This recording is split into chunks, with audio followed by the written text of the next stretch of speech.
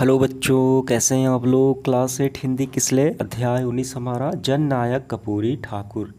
इस चैप्टर के सारे क्वेश्चंस को हम लोग हल करेंगे। देखिए, इसको पहले थोड़ा हम लोग समझ लेते हैं। ये जो अध्याय है जन नायक कपूरी ठाकुर जी के जीवन वृत्तांत पर आधारित है, यानी उनके जीवन में जो जो घटनाएँ घटित हुई पूरी उनकी ब्यौरा यहाँ पे बताया गया है। देखिए, कपूरी ठाकुर का जन्म जो है समस्तीपुर जिले के निकट पितोझेरिया नामक गांव में 24 जनवरी 1921 को हुआ था। ठीक है। और ये क्या थे?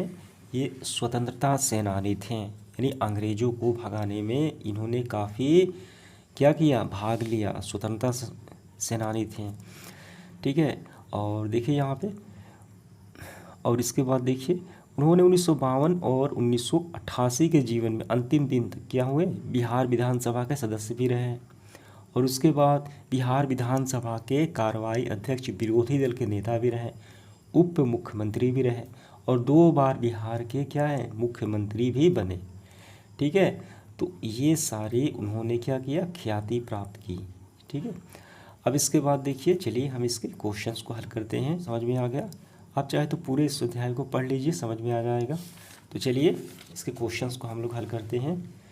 पहला सवाल है, कपूरी ठाकुर अपने परिजनों को प्रतीक्षा करने के लिए क्यों कहते हैं? देखिए यहाँ पे, हो सकता है विद्या अध्ययन के पश्चात, यानी विद्या अध्ययन करने के बाद मुझे उच्च पद मिले। ठीक है। अच्छे यानी ऐशो आराम की ज़िंदगी हो, घोड़ा गाड़ी नौकर वो सारे मुझे मिले। ठीक है। पर मुल्क मेरा क्या है, गुलाम है। भारत माता परतंत्रता की पीड़ा से करा रही है, क्योंकि उस समय अंग्रेज जो है भारत को गुलाम बना रखे थे। तो ये कपूरी ठाकुर को ये नहीं भाया। तो वो चाहते थे कि पहले देश को आज़ादी दिलाया जाए। ठीक है। जब तक देश के प्रत्येक निवासी को सम्मानजनक और सुविधा संपन्न स्वाधीन जीवन यापन करने का अवसर नहीं मिलेगा, तब तक मेरे परिजनों को प्रतीक्षा करनी पड़ेगी। यानी पूरा जीवन उन्होंने क्या किया, देश के लिए कुर्बान कर दिया। स्वतंत्रता यानी अंग्रेजों को दूर भगाने में, स्वतंत्र कराने में भारत को। ठीक है। तो आंसर हम यहाँ से करेंगे। देखिए, अभी भारत माता परतंत्रता के पीड़ा से करा रही है, ये पूरा लिखते हुए यहाँ तक करना है। और एक लाइन ये भी आपको लिख लेना है कि वो अपने देश को अंग्रेजों के गुलाम से मुक्त करना चाहते थे, आज़ाद दिलाना चाहते थे, इसीलिए अपने परिजन को प्रतीक्षा करने के लिए। दूसरा, मैट्रिक के बाद 10वीं के बाद उच्च शिक्षा के लिए कहाँ गए और किस प्रकार वो जाना पड़ता था? तो हमें इसका आंसर देखिए यहाँ से करना है। सन 1940 में मैट्रिक की परीक्षा सेकंड श्रेणी यानी द्वितीय श्रेणी में उत्तीर्ण पास कर लिए और दरभंगा के चंद्रधारी मिथिला कॉलेज में आईए में नामांकन कराया, इंटर में कराया। ठीक है। लेकिन कॉलेज आना जाना एक क्या था, कठिन काम था। उनके पास पैसे भी नहीं थे कि छात्रावास में रह सके। यहाँ तक हो गया। ठीक है। यहाँ तक आपको पहले लिखना है। फिर यहाँ से इस तरह नित्य 50 से 60 किलोमीटर, ठीक है, 60 किलोमीटर की यात्रा करते और कठिन शारीरिक श्रम के बाद वर्षों तक पढ़ाई जारी रखा और इतना कठोर जीवन बिताते हुए 1942 में आईए की परीक्षा द्वितीय श्रेणी में पास की। तो समझ में आ गया। ठीक है। कहाँ से की, मैट्रिक, और उसके बाद उच्च शिक्षा के लिए दरभंगा जाते थे। उनको कौन सी कठिनाई उठानी पड़ती थी कि लंबी दूरियां तय करनी पड़ती थी। ठीक है। शारीरिक श्रम करना पड़ता था यहाँ। तो इसका आंसर समझ में आ गया। इसके बाद देखिए तीसरा, कपूरी ठाकुर को कौन कौन से कार्य करने में आनंद मिलता था? देखिए यहाँ पे, कपूरी ठाकुर को बचपन से दौड़ने तैरने का शौक़ था। जब बड़े हुए तो ग्रामीण गीतों का गायन का उन्हें शौक़ जगा।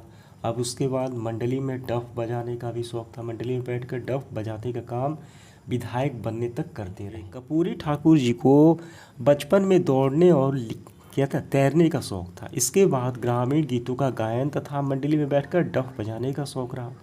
इसका आंसर हो गया। इसके बाद प्रश्न क्रमांक 4 देखिए, सचिवालय स्थित कार्यालय में पहले दिन उन्होंने कैसा दृश्य देखा और उस पर उन्होंने क्या निर्णय लिया?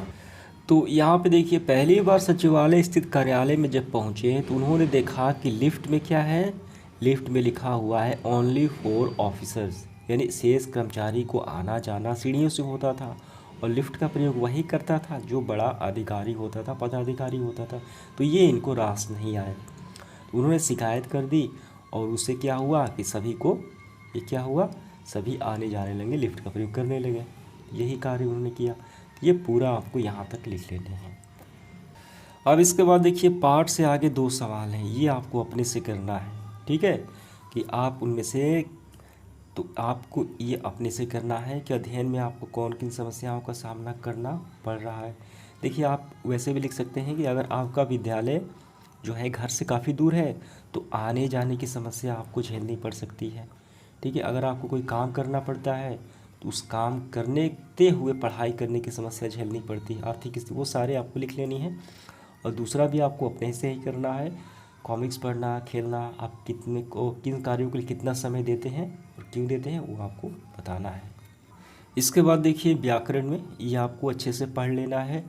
ठीक है, अनेक शब्दों के लिए एक शब्द, दीन बंधु, जो दीनों से बंधु यानी गरीबों की जो मदद करता हो, सेवा करता हो, वो दीन बंधु हो गया। विभिन्न विषयों पर विचार करने वाला विचारक हो गया। ठीक है, और ये समास है, ये आपके लिए इम्पोर्टेंट है, ये आपको समझ लेने हैं।